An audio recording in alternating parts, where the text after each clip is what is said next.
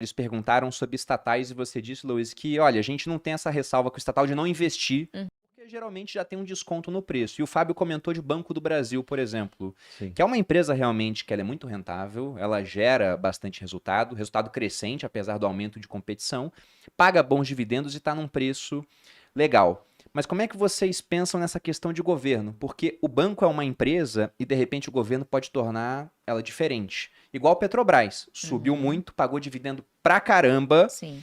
E agora, né, se eles simplesmente entrarem e mudarem a política de preços, é outra empresa. Todo o verdade. histórico que você tem pra trás fica invalidado, porque era com a política de preço atrelada ao preço internacional, se colocar um preço doméstico, já era. Até ouvi um trecho do podcast que vocês gravaram, né, você e o seu pai com o Thiago, ele falando sobre Petrobras. Que embora pague muito dividendos, ele falou, poxa, eu prefiro estar fora porque eu acho que tem um risco. Sim. Então como que vocês dosam isso de essa estatal aqui não vale a pena, essa daqui eu enxergo que ela é mais tranquila? Preço. Preço sempre vai pautar a nossa decisão. Não tem jeito. Você comprar uma Petrobras no momento que está todo mundo falando sobre ela e todo mundo sendo levado a comprá-la por conta exclusiva, eu não tenho dúvida, exclusivamente do dividendo, se torna extremamente arriscado, porque você não tem a certeza, nenhuma certeza, de que esse dividendo vai continuar nesse grau. É impossível, porque boa parte desse dividendo distribuído é também dos desinvestimentos. Em algum momento isso vai cessar. Então, não é um dividendo operacional, vamos dizer assim. A gente sempre busca empresas que conseguem pagar dividendos perenes. Então, olhar o histórico, né, quando você olha para trás, isso te dá um embasamento muito forte de você escolher para onde você vai, né? E o banco, ele já tem esse DNA, diferentemente da Petrobras, sempre deu lucro, né? Foram poucos os trimestres na história em que deu prejuízo, não me lembro qual foi a última vez, talvez ciclo de 2008, naquela época, mas é hoje uma empresa que evoluiu bastante em governança, então hoje praticamente todos os VPs, né, as cabeças-chaves da diretoria, da alta administração, são de carreira do banco, né? Eles não são indicados pelo governo. Só ali algumas pessoas do conselho de administração, o presidente do banco, mas você tem uma fortaleza daquele nível para baixo que vai garantir a governança dessa empresa daqui em diante, né?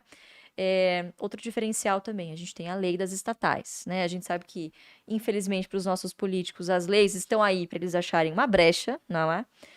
Mas eu não acredito que isso vai ser feito sem um grande alarde. Então, assim, vai ficar muito feio. A gente tem um componente extra dessa vez, que é a internet.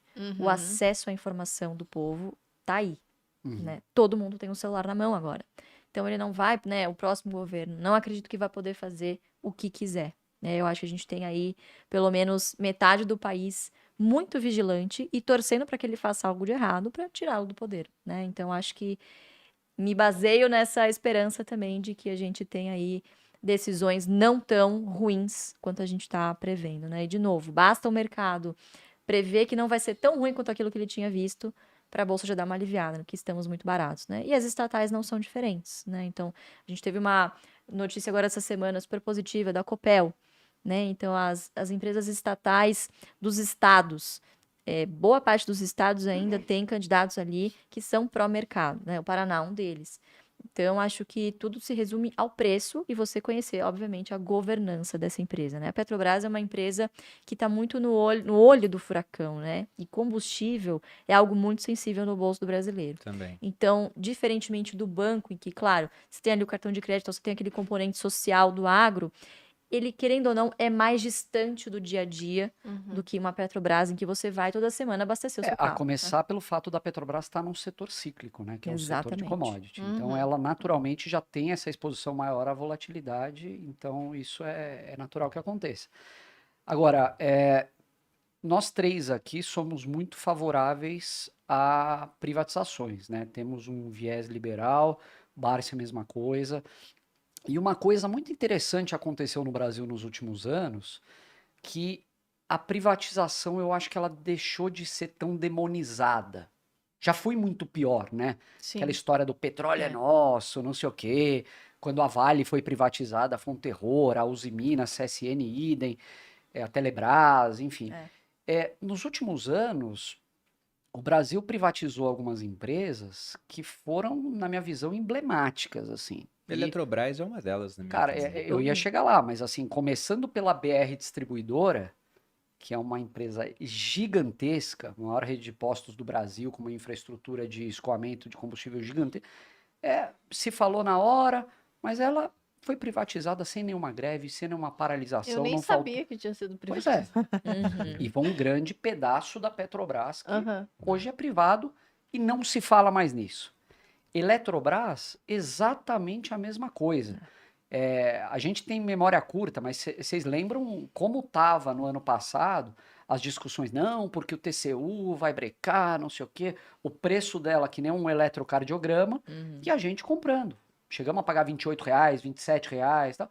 Por quê? Saudades. Independente da Eletrobras ser privatizada ou não, ela era uma empresa que começou a ficar muito descontada, com alguma expectativa negativa, e com uma estrutura financeira muito melhor, uma saúde financeira, aliás, baixo endividamento, paga dividendo recorrente.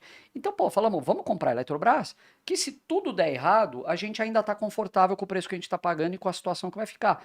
Eletrobras foi privatizada. Não se fala mais nisso. Ninguém fala mais na Eletrobras. Não, porque o setor de energia... Sempre que não querem privatizar alguma coisa, falam que o setor é estratégico, né? Não, porque a Petrobras, o setor do petróleo é estratégico. Porque energia elétrica é estratégico coisa nenhuma. É estratégico para passar a mão e encher bolso de político. É isso aí. Então, o Estado empresário, ele é péssimo. E se a gente tiver mecanismos de regulação e de fiscalização adequados, a privatização é o caminho. E eu acho que, assim, ainda sou esperançoso que no futuro a gente possa ver, por exemplo, um Brasil, talvez, uma união sem um Banco do Brasil privado. Será que isso vai existir? Pô, Não é impossível, né? Uma Petrobras privada? Não sei, Mas, de novo, não é esse o principal motivo pelo qual a gente investe. sem né? dúvida nenhuma. seria um bônus isso. Né? Seria um nice to have, né? Um upside que não tá na conta, mas se vier, será Exatamente. muito bem-vindo. O Barça fala uma coisa legal, que estatal não quebra, né? É um adicional, né? Depois de Já tudo isso que a gente tentaram, né? e tentaram bem, né? Fazer isso acontecer. Mas é mais um adicional, né? Então não temos preconceito nenhum contra o estatal. Se o preço estiver adequado, como a Lu falou, vixe, a gente vai lá e compra. Sobre isso de Eletrobras, a discussão ela ficou muito mais ali no final de investir o FGTS ou não. Sim. Foi quando todo total. mundo fez vídeo, batia a visualização pra caramba, porque realmente a privatização ela ocorreu sem maiores problemas. E isso que você falou é interessante, como a janela, né, ficou adequada para isso. Tem um termo que o pessoal usa da janela de Overton, da aceitabilidade de um certo discurso. E lá atrás, você volta aí 15 anos, era impossível falar de privatização de Petrobras. Ninguém falava sobre isso. verdade. Hoje em dia, já tem político que toca nesse assunto e o pessoal para ouvir. Então, realmente, já há uma discussão. Houve um deslocamento, né, dessa janela para essa parte de privatização. E não sei se vai acontecer, acho que com algumas é muito mais difícil do que com outras. Né? Petrobras é um negócio que todo mundo vê como um símbolo nacional, né? Sim. Aquela foto lá do Getúlio Vargas com a mão costuda de petróleo, depois o Lula, né? Com a mesma foto, um dedo a menos, mas mesma coisa. Então, tem coisas que são mais difíceis, outras que realmente já são mais aceitas. No caso de Eletrobras, qual foi o upside que vocês tiveram por conta da privatização? Porque é algo que não estava no radar, aliás, até estava no final, já né, se discutia, e acabou que foi muito bom para a empresa. Até Petrobras, que eu não acho que vai acontecer, pelo menos não agora, né? Quem sabe no futuro. Mas Petrobras, antes da eleição, chegou a bater seu maior valor de mercado, né? Em torno ali de Sim. uns 500 bilhões, mais ou menos.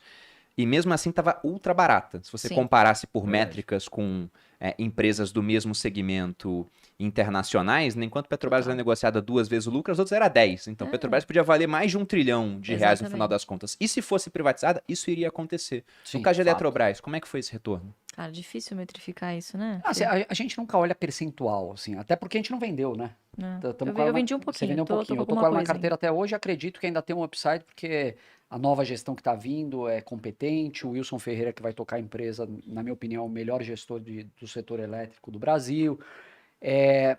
Mas assim, a gente compra muito mais olhando pro dividendo e o retorno que a gente vai ter em função do preço que a gente está pagando. A valorização é uma consequência. É claro que ela contribui muito. Você estava falando da Itaúsa, por exemplo.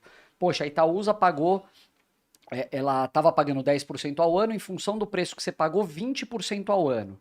Isso por si só já justificaria o teu investimento nela, né? 20% ao ano líquido de imposto, pô, fantástico.